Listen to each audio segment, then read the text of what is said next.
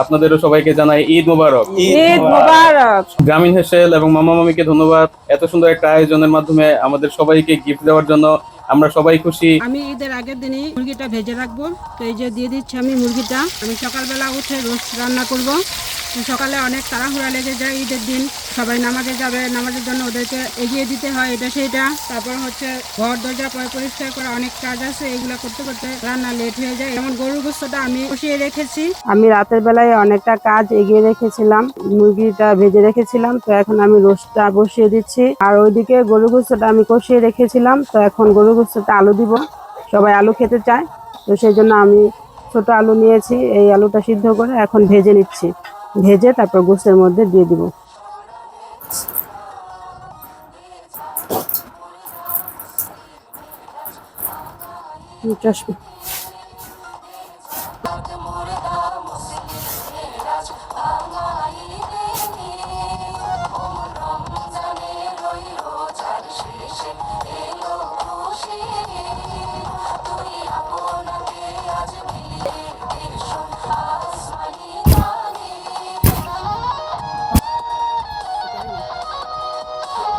এই যে ওনারা সবাই নামাজে যাচ্ছে, বাইস্তারা সাহেব বাগিনা, যাও যাও সুন্দর করে নামাজ যাও, সহি সালামতে যাও, সহি সালামতে ফিরে আসো। ওয়ালাইকুম আসসালাম, আসসালামু আলাইকুম।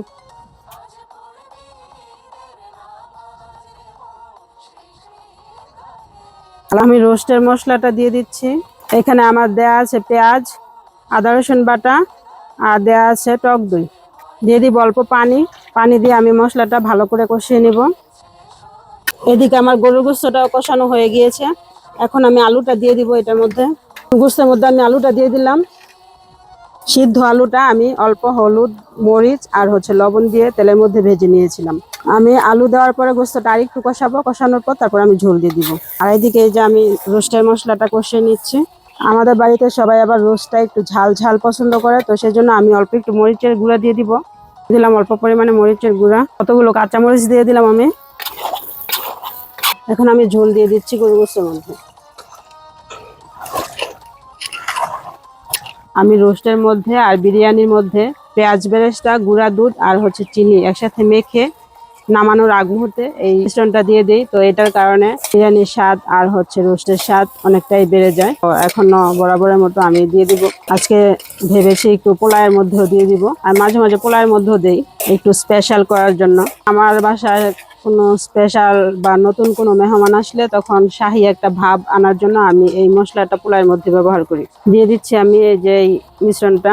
রোস্টের মধ্যে তেলটা একটু বেশি দেওয়া লাগে, তেলটা একটু বেশি দিলে রোস্টের কালারটা তারপর হচ্ছে রান্নাটা অনেক সুন্দর হয়।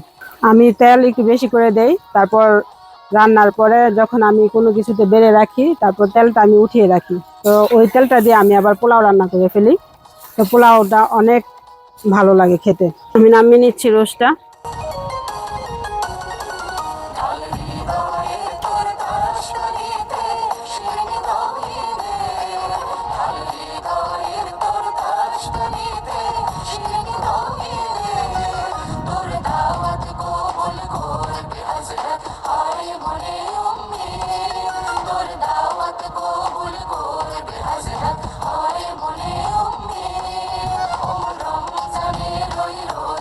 এই যে দেখেন আমার বাসায় ঈদের দিন আজকে কত মেহমান এসেছে। ওনারা কেউ কিছু খাবে না, শুধু সালামি লাগবে ওনাদের। আমি এখন ওনাদেরকে সালামি দিব। তো ওরা হচ্ছে আমার কেউ নাতি, কেউ হচ্ছে বাইস্তা। ওনাদের সালামি গুলা দেই। নাবিদ মোল্লা, ঈদ মুবারক, ঈদ মুবারক, ওয়েলকাম, ঈদ মুবারক। খুশি সবাই? হ্যাঁ, আসসালামু আলাইকুম, ঈদ মুবারক। এই যে আমাদের স্পেশাল গেস্ট এসে পড়েছে ভাগিনারা। ঈদ মোবারক, ঈদ মোবারক। ঈদ মোবারক। কি অবস্থা, কেমন আছো? এই তো ওয়ালাইকুম আসসালাম, আলহামদুলিল্লাহ। থ্যাংক ইউ সারপ্রাইজ দেওয়ার জন্য, আমরা অনেক সারপ্রাইজ হয়েছি। ভাবি সবাই সালামি দিয়েছেন, আমগো সালামি কই? শুরু করে সালামি দিয়েছেন। আসো আসো, আমগো সালামি দিতে হইব। শুরু করে সালামি সালামি লাগবে, দিয়েছেন। সালামি লাগবে। হ্যাঁ আসেন, সবাই ঘরে আসেন।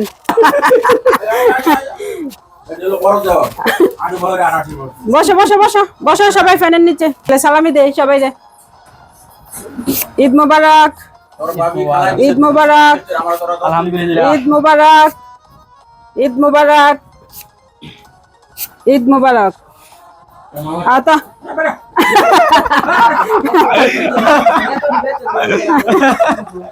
ঈদ মোবারক। ঈদ মোবারক। আপনাদের সবাইকে ঈদ উল ফিতরের শুভেচ্ছা জানাচ্ছি। ঈদ মোবারক।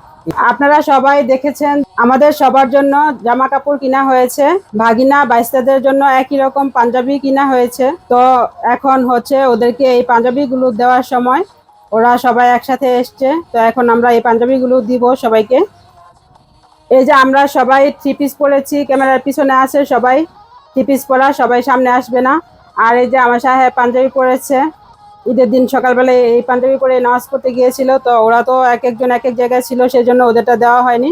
তো এখন আমি সবাইকে দিয়ে দিচ্ছি, যার যারটা তাকে বুঝিয়ে দিচ্ছি। আমি ছোট থেকে শুরু করলাম। ইমরান, ওয়েলকাম, ঈদ মোবারক। ধন্যবাদ। Mumin, Eid Mubarak, welcome. Rana, thank you. অনেক অনেক ধন্যবাদ আমি আর শুভকামনা গ্রামীণ হেসেলের জন্য। Thank you. ঈদ মোবারক।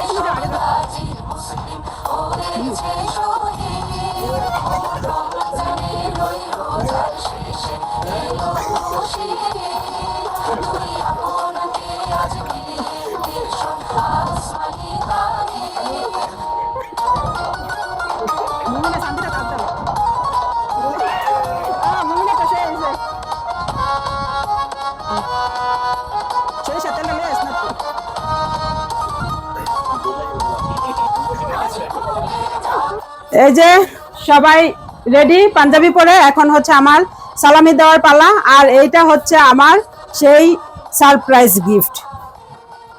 এই প্রত্যেক বছরই আল্লাহ রহমতে ওদেরকে সালামি দেওয়া হয়। ওদেরকে এতদিন হচ্ছে ক্যাশ দিয়েছি, এখন দিব চেক।